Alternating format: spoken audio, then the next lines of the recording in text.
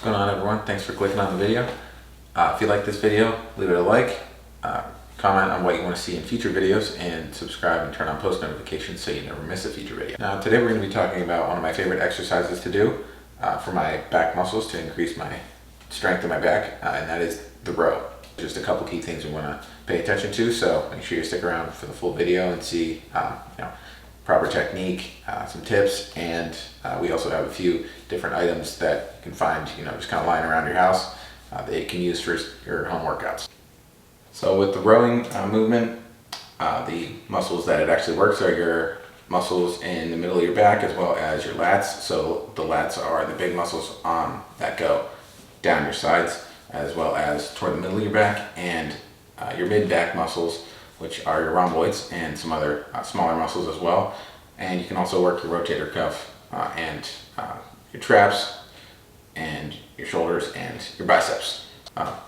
Pretty close to a full upper body movement, but one that can help you, especially if you're using a wheelchair. Just provides more support and stability when you're pushing your chair. With those pushing muscles, can actually help you, reload the movement, so to speak, when you're getting ready to push again. So definitely a movement you don't want to neglect in your workout program, and a set of muscles you definitely don't want to neglect just for overall health.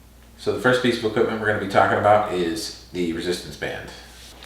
So my set of resistance bands that I have are latex free. They're from TheraBand. I'm not sponsored, but I do like their equipment, so using a set of their resistance bands as well as a door anchor.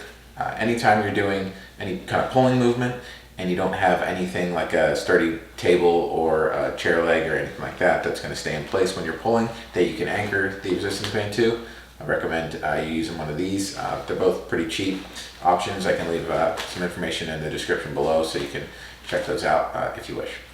So we got these. We have a dog leash. So if you have a dog or any kind of pet leash, you can use this. All you need is this and a door as well. And then something pretty unconventional, but we have a bag of flour, and it's in a grocery bag, and it's about 5 pounds. So not a ton of weight, but you can still get a decent workout with that as well if that's an option for you. So make sure you stick around for the full video. See how to incorporate each of these pieces of equipment into your rowing movement. So the first piece of equipment I like to use is, like I said, a resistance band and a door anchor. I like to use this just because with resistance bands you can keep tension on the muscle throughout the whole movement, whether your arms are straight out in front of you or you're finishing the movement with your elbows past your sides. But to set this up, all you need, like I said, is a door anchor. Now if you don't have a door anchor, you can always tie a knot in the middle of the resistance band, and all you want to do is tie the knot and make sure the knot is closed inside the door, so it's on the other side of the door, like this door anchor will be. So if you have a door anchor here, then what you want to do is put the resistance band through. Make sure you have equal length on the resistance band on both sides of the door anchor. Make sure the door anchor is right in the middle of the resistance band, and open your door. Put the black piece there on the other side of the door, and all you do is close it in. So from here you can see I'm pulling, and it's not going anywhere. Okay. So the main part of the movement, a couple things we want to pay attention to. First off, lock your chair if you're using a manual wheelchair. Make sure you have enough resistance on the resistance band to make it challenging, but not so much that you're losing out on the full range of motion and that your chair is moving. So if you can, I also recommend putting your feet on the floor. If you have core strength and core stability, then you can use your core a little bit to stabilize and kind of get your back off the backrest. But if not, that's no worries there. Just make sure your chair is nice and secure.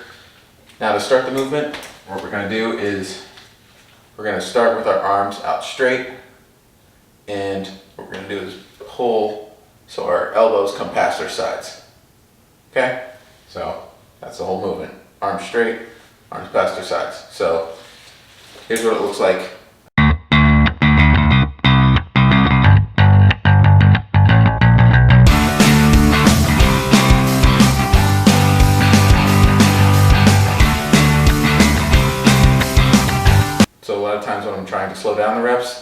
more tension on the muscle when I'm performing the movement. A lot of times I'll just, like I said, slow down those reps. So I'll start with a 1 count back, 3 counts forward. So here's what that looks like.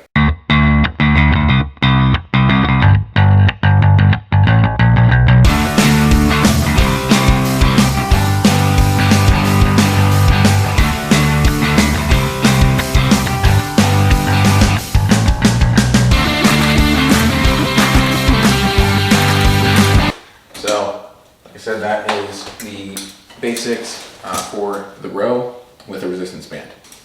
Now, if you don't have access to a resistance band, that's totally fine. Another thing you can use is a dog leash. Now, the same kind of principles go along with using a dog leash, although this time I always like to put the end of the dog leash that usually goes around the dog. We're going to put that on the other side of the door, on the other side of the doorknob, so we can close the leash in the door, and when you pull the leash, it closes in, so it kind of tightens around that other side of the door. So once your leash is nice and secure in the door, with this movement, we're not going to get as much tension on the muscle for the whole range of motion. When I'm using a dog leash or something that doesn't have as much resistance throughout the whole motion, like a resistance band, a lot of times I like to use this for just power movements. So this is kind of what that looks like.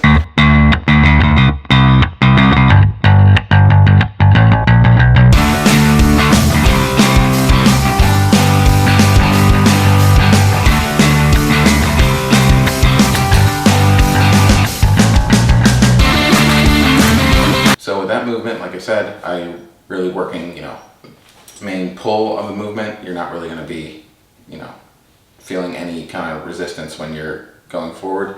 But one of the cool things about using this kind of thing, you can focus really on that power pull on the movement itself. And once you get to the door, as you can see, I'm pushing off the door with one arm. So you can also work on some of your pushing muscles like your chest, shoulders, and your triceps as well. So if you don't have the resistance band, definitely look into using a dog leash or any sort of pet leash that you have. And you can get a great workout there as well. Last thing you can use in your workouts, if you don't have resistance bands or a pet leash, you can also use a sack of flour and a grocery bag, or your backpack or drawstring bag, anything that you can put some weights into it, so you can kind of adjust the weight as you see fit. Now, like I mentioned in previous videos, when you're going for sets and reps for these, I always like to do 3 or 4 sets. Now the reps, I usually like to go for as many reps as I can, depending on how heavy the weight is.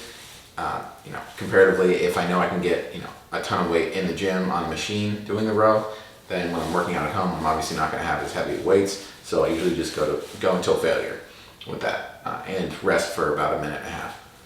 So like I said, play around with the sets and reps. Go with what you think you can handle, but make sure you're pushing yourself, and just go with what works for your current program you're running. Okay, so here's what the row is going to look like when you're using a bag of flour in a grocery bag. Now this one, still a basic row, but as you can see, I'm leaning forward a little bit. Still have my feet planted on the ground for that stability, and using the core a little bit, but I'm actually going to lean forward.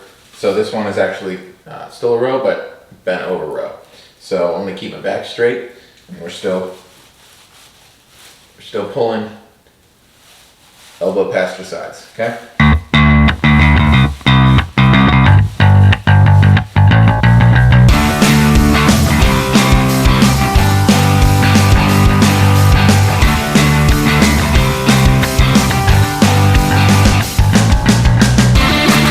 With that, like I said, it's only about 5 pounds. Now with the bag of flour and the dog leash, you'll notice that I'm only using one arm at a time. Now with those, a lot of times if I know I have muscle imbalances that I'm trying to work out, then I'll just go one arm at a time. But the big key there is, one, you want to use the same weight for both arms that you're working, as well as you want to do the same number of reps on each side.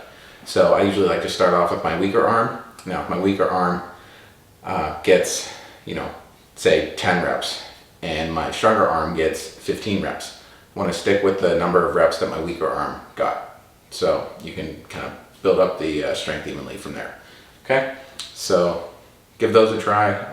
Like I said, this is your time to be creative. So whatever you have in your house that you can perform that motion, you know, give it a shot, see how it goes. Let me know in the comments, like I said, if you want to see anything in future videos that you know, I haven't covered yet, but also let me know how it goes with this movement. And make sure to drop a like and subscribe and turn on post notifications if you haven't. Cool? Alrighty. Have a good one.